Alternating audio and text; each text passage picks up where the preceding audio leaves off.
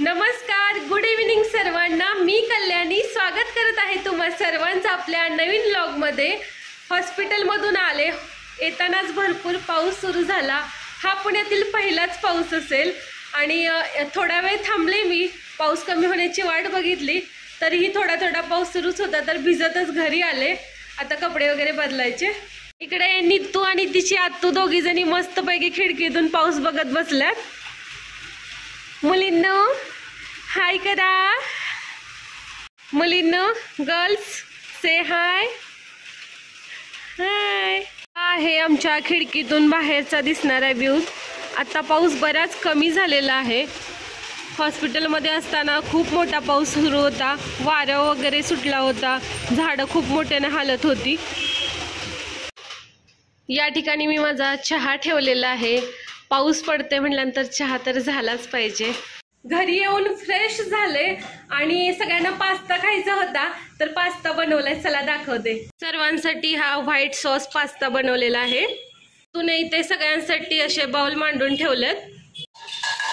नित्तूला मी काल आणलेला ग्रीन कलरचा फ्रॉक आज घातलेला आहे। नित्तू इकडे बघ ना, हाय कर सगळ्यांना, हाय। पास्ता खायला या म्हण।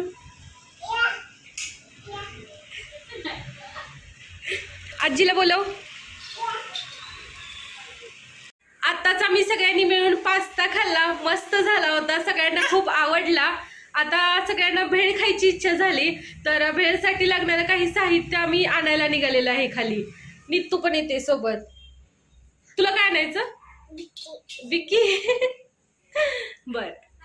तुला काय शिकवलंय? कोणी शिकवलंय? आत्तू ना। आणखी काय शिकवलंय? असं शिकवलं आत्तूने? कुठल्या आत्तूने? विद्या आत्तूने। आणि काय शिकवलं? असं काय शिकवलंय? नाकाला हात लावायचा। चला जाऊया खाली।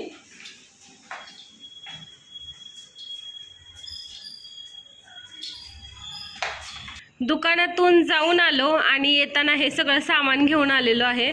आता भेळ बनवायची। नित्तू तुला काय पाहिजे यातला खाऊ? सांग ना। हे दही?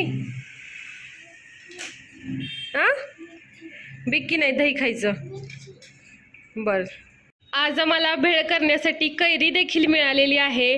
काकडी, कोथिंबीर, सोबतच टोमॅटो आणि कांदा घेतलेला आहे। मस्तपैकी सगळं बारीक करून घेऊया। काकडी, टोमॅटो, कांदा आणि कैरी चिरून झालेले, कोथिंबीर चिरून घेतलेली आहे। आता भेळ मिक्स करूया।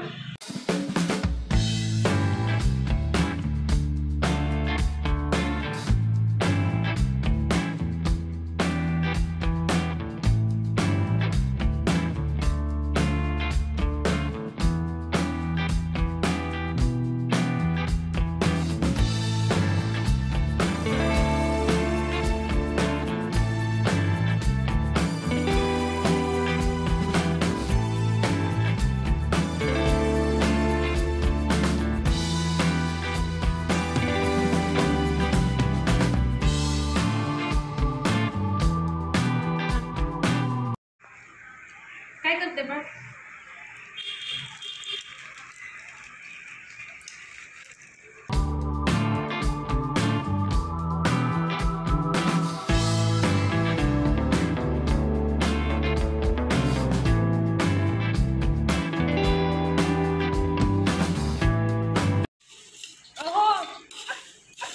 या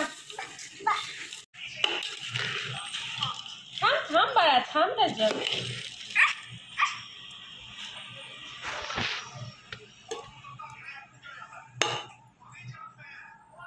या ठिकाणी आपली भेळ बनवून तयार झालेली आहे। आता मस्तपैकी भेळ खायची सगळ्यांनी मिळून। आताच आमची भेळ खाऊन झाली, मस्त झाली होती। भेळ खाऊन नित्तू, आत्या आणि विद्या फिरायला गेल्यात। मी जरा घरातली कामं आवरली, निखिल त्यांचं काम करत बसल्यात। सुरण्यातून येताना आम्ही हे घड्याळ घेऊन आलोय। आतापर्यंत आम्ही अजून लावलंच नाहीये घड्याळ। निखिलला सांगून आता लावूया। याला ओपन करून दाखवते कसं आहे ते।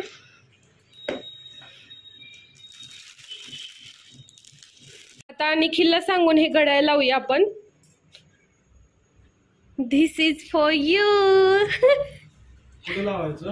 बाहेर लावूया चल. चलो. घरात एकाच ठिकाणी आम्हाला इथे खेळा दिसतोय. निकी इकडे पण आहे रे, कॅलेंडर लावलंय तिथे. वरच चांगलं वाटेल ना.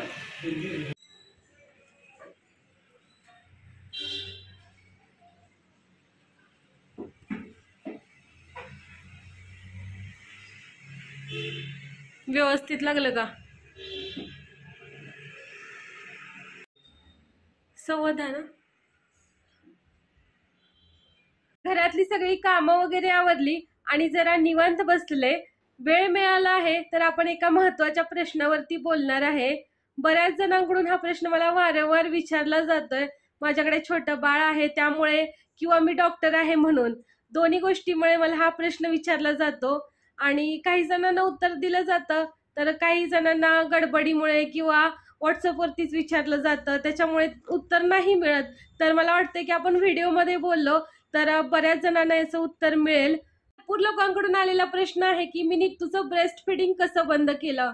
खरं तर ब्रेस्ट फिडिंग ही बंद करणं ही एका दिवसाची गोष्ट नाही, ही 6 महिन्याची एक प्रोसेस आहे असं मला वाटतं. कारण मी सुद्धा यासाठी 6 महिन्याचा वेळ घेतला. नित्तू 1.5 वर्षाची झाल्यापासूनच मी तिच्या मनाची तयारी सुरू केली की नित्तू आता आपण दूध प्यायचं बंद करायचं, असं मी तिला वारंवार समजावत गेले. सुरुवातीला मी घरच्यांनी सांगितलं त्याप्रमाणे घरगुती उपाय देखील केले. हॉस्पिटलला ड्युटी करत असल्यामुळे नित्तू आणि मी 8-9 तासानंतरच भेटत असतो. त्यामुळे मी जेव्हा घरी यायची तेव्हा नित्तू मला चिटकायची आणि ती मला लवकर सोडतच नव्हती. शेवटी काय करायचं असं आमच्या डोक्यात चालूच होतं. त्यानंतर आम्ही मेडिकलमध्ये जाऊन एक औषध आणलं. तर ते औषध कोणतं मी सांगते तुम्हाला. अशा प्रकारच्या बॉटलमध्ये हे औषध येतंय. ट्रान्सपरंट कलर आहे याचा आणि याच्यामध्ये एक नेल पेंट सारखा ब्रश आहे. ही बॉटल पण आपल्याला नेल पॉलिशच्या बॉटल सारखीच दिसते. याच्यामधलं जे औषध आहे ते ओपन करायचं आणि एकदाच ब्रेस्टला लावायचं. त्यानंतर बाळ दूध प्यायला मागतच नाही. नित्तूच्याही बाबतीत असंच झालं. मी एकदाच हे अप्लाय केलं आणि त्यानंतर नित्तूने कधीही परत फिडिंग मागितलंच नाहीये. त्या औषधाची प्राइस 269 रुपीज आहे. एकदाच यूज होतो पण आपल्याला याचा फायदा नक्कीच होतो, त्यामुळे आपण याचा वापर करू शकतो. याचे काही साईड इफेक्ट देखील नाहीत. अशा पद्धतीने या औषधाचा वापर करून आम्ही ब्रेस्ट फिडिंग बंद केलं. कोणत्याही मेडिकल स्टोअरमध्ये हे औषध आपल्याला इझिली मिळतं. यासाठी प्रिस्क्रिप्शन वगैरेची पण काही गरज नाहीये. मी देखील असंच मेडिकलमध्ये जाऊन आणलं होतं. खेळून आलेली आहे नित्तू बाहेरून. झोपण्याच्या अगोदर बाळाचा या ठिकाणी ब्रश चाललाय. आत्ताच तिने एका पावडरने पण दात घासले आणि आता ब्रश घेऊन परत दात घासायचे चाललेत. चल तोंड धुवायला. तर मग बाय, गुड नाईट सर्वांना. उद्या पुन्हा भेटूया नवीन व्लॉग मध्ये.